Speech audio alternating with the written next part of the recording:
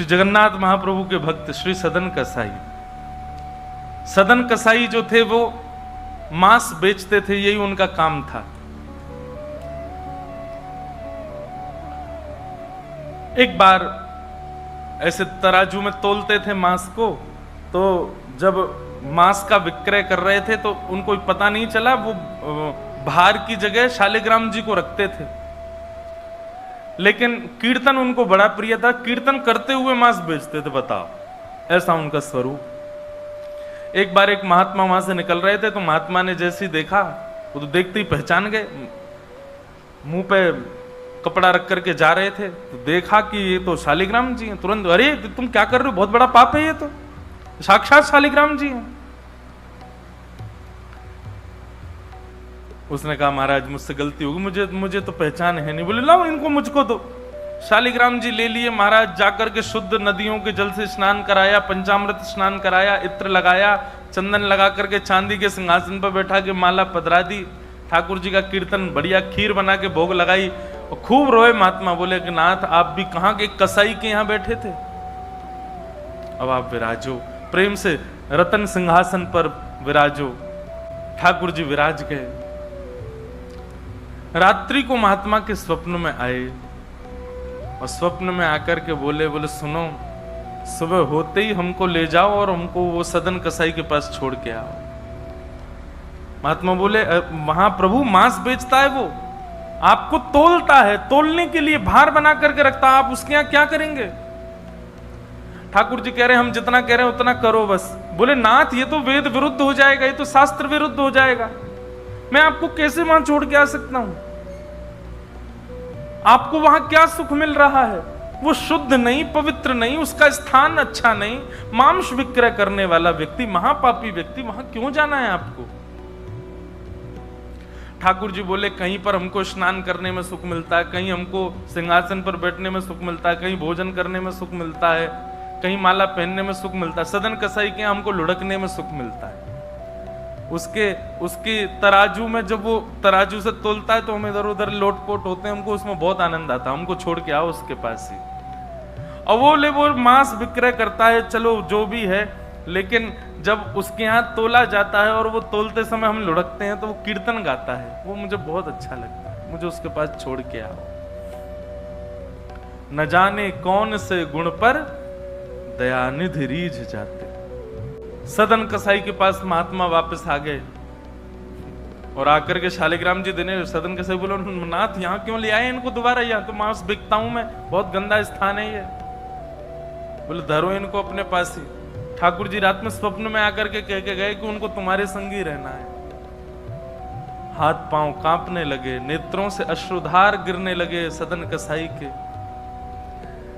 मन में विचार करते हुए कहता है कि मैं इतना पापी, इतना गंदा इंसान, और ये ठाकुर जी मुझसे मिलने के लिए मेरे पास चले आए। मैं इनके लिए इतना भी नहीं कर सकता कि ये दूषित काम ना करूं। ज्यादा से ज्यादा क्या होगा, भोजन ही तो नहीं मिलेगा मुझे, धन ही तो नहीं कमाऊंगा, लेकिन इससे बड़ा और धन क्या चाहिए कि ठाकुर जी मेरे से मिलने के लिए व्याकुल हो रहे हैं। उसी समय सदन कसाई ने अपनी दुकान बेच दी, सब काम बंद कर दिए और बस अपने ठाकुर जी के लिए जीवन जीने लगा। आप मुझसे मिलने के लिए तड़प रहे थे नाथ, अब मैं तड़पूंगा आपसे मिलने के लिए, मैं आऊंगा आपसे मिलने के लिए। और निकल पड़े सदन कसाई जगन्नाथपुरी की ओर। पूछा लोगों से कहां है पुरी, लोगों ने दिशा बता दी। बोले वहीं विराज रहे हैं जगत के नाथ, वहीं विराज रहे हैं साक्षात नंदन नंदन। एक सदन कसाई निकल पड़ा जगन्नाथपुरी की यात्रा पर। बस बार बार उसके मन में एक ही भावना आती है, आप मेरे से मिलने के लिए तड़पे थे, आप मेरे पास रहने के लिए तड़पे थे, मैं आऊंगा आपसे मिलने के लिए। और निकल पड़ा। कीर्तन की टोलियां जा रही हैं, वैष्णव जन नाचते गाते हुए जा रहे हैं। जैसे जैसे वैष्णवों की टोलियां और कीर्तन की टोलियां निकलती हुई देखे सदन कसाई, उसका मन हो कि मैं भी चला जाऊं। तो जो लोग पहचानते थे वो लोग कह देते थे अरे कसाई है ये। तो सब लोग उसको कहते भाई तुम हमसे दूर चलो, हमारी टोली में चलोगे, हमारे संग बैठ के खाओगे पियोगे, हम सब अपवित्र हो जाएंगे। जिस मार्ग पर सब लोग चल रहे हैं, सदन कसाई उस मार्ग से उतर करके चल रहे हैं। कहीं मैं इस मार्ग पर चलूंगा, मेरे चलने से मार्ग अपवित्र हो जाएगा। और स्मरण कर रहे हैं महाप्रभु श्री जगन्नाथ जी का। सदन कसाई चलते जा रहे हैं, एक मार्ग से उतर करके चल रहे हैं, निष्ठुर मार्ग पर चल रहे हैं, और बस स्मरण कर रहे हैं श्री जगन्नाथ महाप्रभु का। चलते चलते चलते एक नगर में पहुंचे, रात्रि का समय हो गया, शाम का समय हो गया, तो एक भवन बना था, घर बना था, उसी के बाहर ही सदन कसाई बैठ गए। सदन कसाई का रूप बहुत सुंदर था, नेत्र, उनके केश, उनके मुख की आकृति, उनकी भुजाएं बहुत सुंदर थे। भले ही कसाई थे पर सुंदर थे। तो जिस भवन के बाहर बैठे, वहां भवन की अंदर एक गृहिणी वो निकल करके बाहर आई, और उसने जैसे ही सदन कसाई को देखा, उसका मन आ गया उन्हीं के ऊपर। शाम का समय, सदन कसाई को लोभ देने लगी, और उसने इशारा करके कहा कि भीतर आ जाओ। तो सदन कसाई ने उसकी ओर देखा, और उनके मन में तो बस जगन्नाथ जी बैठे हैं, कोई ऐसा भाव तो दूषित था नहीं। उन्होंने इशारा कर दिया, कुछ इशारा किया, और उस इशारे को उस कन्या ने, उस महिला ने ऐसा समझा कि मानो ये कहना चाह रहे हैं कि तुम भीतर जाके पहले अपने पति का वध करो, तब मैं रहूंगा तुम्हारे साथ। विषय हावी हो गया उस माता के, भीतर जाके उसने अपने पति का वध कर दिया, मार दिया। और बाहर आकर के सदन कसाई से कहा, अब तो चलो, मैंने अपने पति को मार दिया, चलो मैं और तुम ब्याह कर लेते हैं। सदन कसाई बोला, देवी ये तूने क्या किया? मैंने तो नहीं कहा था कि तुम मारो। बोले, हो तुम झूठ बोलते हो, तुम नहीं तो कहा था कि उसका वध कर दो तब रहूंगा। अब तुम्हारे पास एक ही रास्ता, या तो मेरे साथ रहो, नहीं तो मैं सबको बता दूंगी कि तुमने मेरे पति को मरवाया है। पर जिनके हृदय में श्री ठाकुर जी विराजमान हैं, उनको अन्य किसी के लोभ की इच्छा नहीं होती। उन्होंने कहा, ज्यादा से ज्यादा मार दोगी मुझको, और क्या बदनामी होगी, सब होगा, लेकिन मैं अपनी स्थिति से नहीं हट सकता। और उन्होंने अस्वीकार किया। हुआ वही, उसने हल्ला मचा करके सबको इकट्ठा कर दिया, मेरे पति को इसने मरवा दिया, और ये आदि आदि सब कर दिया। सदन कसाई को बंदी बना करके राजा के सामने प्रकट कर दिया, राजा के यहां उसको प्रस्तुत कर दिया, बंदी बना दिया। और बंदी बना करके कहा कि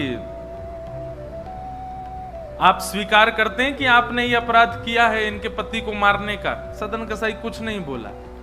बोले, क्योंकि पक्ष तो पूरा उन्हीं की तरफ जाने वाला, मैं कितना भी मना करूं, मैं सफाई क्या दूंगा, मैं कैसे प्रस्तुत करूंगा, मैं विवाद कैसे करूंगा? वैष्णव का स्वरूप होता विवाद में नहीं पड़ता। वो चुपचाप खड़े रहे, बस मुस्कुराते रहे। बोले, अब सत्य तो ठाकुर जी जानते हैं, मैं अब आपको कैसे बताऊं कि मैंने नहीं किया। मैं कहूं कि मैंने नहीं किया तो मेरे पास कोई प्रमाण नहीं है ना देने का कि मैंने नहीं किया।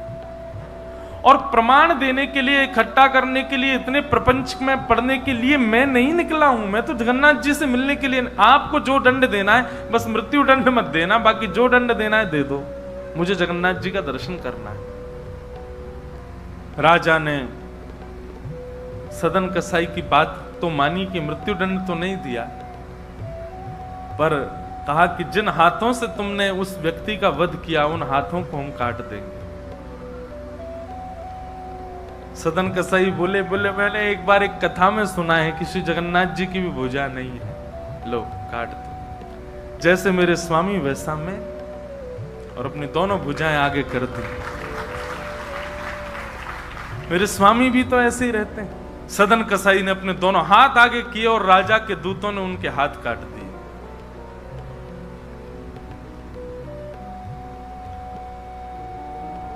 पीड़ा में नहीं है, प्रसन्नता में है। आंसू तो निकल रहे हैं नेत्रों से, पर प्रसन्नता के आंसू हैं कि नाथ, आपने किसी रूप में तो मुझे स्वीकार किया। चलते जा रहे हैं, रक्त बह रहा है दोनों तरफ से। बस रास्ते में एक ही प्रार्थना कर रहे हैं, नाथ, है तो ये शरीर ही, और यही माध्यम है मुझे आपके दर्शन का। इसमें जो ये पीड़ा हुई है, जो रक्त संचार हो रहा, रक्त जो निकल रहा है, बस इससे केवल ठाकुर जी इतना रक्त बचने देना भीतर कि मैं जगन्नाथपुरी पहुंच जाऊं, आपका दर्शन कर लूं, उससे पहले मेरे प्राण ना निकल जाए। और चलते जा रहे हैं। जैसे ही श्री क्षेत्र में उन्होंने प्रवेश किया, और जैसे ही प्रवेश किया, ब्रह्म वेदी पर श्री जगन्नाथ जी झूमने लगे। पुजारियों ने जाकर के कहा, महाप्रभु जी आज्ञा करें, आप इतने प्रसन्न क्यों हैं? बोले, मेरा एक भक्त आया है, वो बेचारा बहुत कष्ट में है, आप लोग तुरंत पालकी लेकर के जाइए और उसको लेकर के आइए यहां पर। पुजारी सब पालकी लेकर के दौड़े और पुरी में प्रवेश कर रहे वैष्णवों से पूछने, अरे भैया, महाप्रभु जी का कोई भक्त आया है क्या? महाप्रभु जी ने पालकी भेजी है उसको ले जाने के लिए।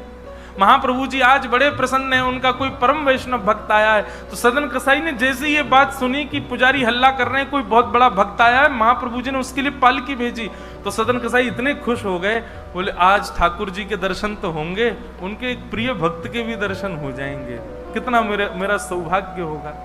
और रही बात, मैं तो बहुत बड़ा पापी हूं, मैं तो रास्ता भर यही सोचता आ रहा था कि मैंने इतना पाप किया, इतना मांस बेचा है जानवरों का, महाप्रभु जी पता नहीं मुझसे नाराज होंगे, पर आज लगता है कोई परम वैष्णव भक्त आया तो महाप्रभु जी का मूड बढ़िया होगा, आज प्रसन्न होंगे। तो प्रसन्न मुद्रा में ठाकुर जी बैठे होंगे, तब मैं दर्शन करूंगा तो मेरे सारे अपराधों को क्षमा कर देंगे। वहां तो भीड़ लग गई पालकी के पास में, बोले हम हैं परम भक्त, और वो सदन कसाई दूरी खड़े हैं, बोले इनमें से कोई होगा जो पालकी में बैठेगा, आज पहले उसको प्रणाम करूंगा फिर महाप्रभु जी को करूंगा। वहां तो इतनी भीड़ लग गई कि पंडा पुजारी पालकी लेके जान बचा के भागे वहां से, क्योंकि सबको लगता है कि हमसे बड़ा भक्त तो कोई है ही नहीं। पालकी खाली लौट करके आ गई। महाप्रभु जगन्नाथ जी बोले, तुम खाली आ गए, लेके नहीं आए उनको? बोले, भगवान आपके एक दो भक्त तो है नहीं, वहां तो हजारों भक्त, एक पालकी उसमें कितनों को बैठा किया है, सब चढ़ने लगे। बोले, हम हैं भक्त, हम हैं भक्त। आप कोई संकेत बताओ, आपके भक्त का कोई लक्षण। श्री जगन्नाथ प्रभु के नेत्रों सजल हो गए, बोले मेरी तरह उसके भी हाथ नहीं है, जो आया है वही है मेरा भक्त, उसको लेके आओ।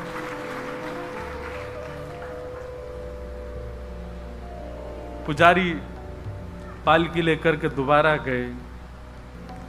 पुजारियों ने जाकर के जब उनकी स्थिति को देखा, कोई अपने नेत्रों के आंसुओं को रोक नहीं पाया। बार बार महाप्रभु जगन्नाथ जी को प्रणाम करें, कितने दयालु हैं नाथ, कितने कृपालु हैं आप।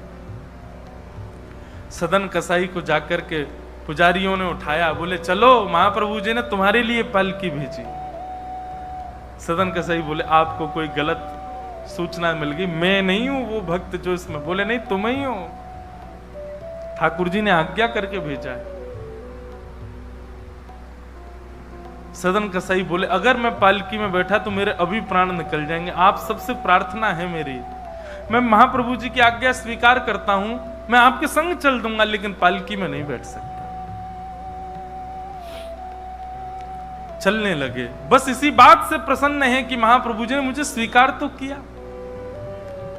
और जैसे ही सिंह द्वार पर पहुंचे और दंडवत करते ही, जैसे ही श्री पतित पावन भगवान, सिंह द्वार पर ही श्री पतित पावन भगवान है, बाहर ही उनका दर्शन हो जाता है। उनको देखा, देखते ही बोले ये पतित पावन भगवान है, श्री जगन्नाथ जी के ही समरूप हैं, पहले इनका दर्शन करते हैं फिर जगन्नाथ जी का दर्शन होता है। जैसे ही दंडवत किया, अभी तक तो उनको ग्लानि नहीं थी कि मेरे हाथ नहीं है, पर अब दंडवत करते समय उनको तनिक एक ग्लानि सी हुई, काश मेरे हाथ होते तो मैं भी ऐसे दंडवत करता, दोनों भुजाएं आगे कर लेता।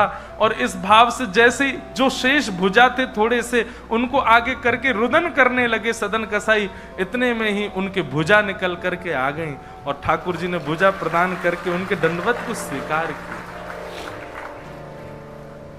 श्री जगन्नाथ महाप्रभु की। ऐसे महाबाहो, ऐसे हमारे महाप्रभु श्री जगन्नाथ।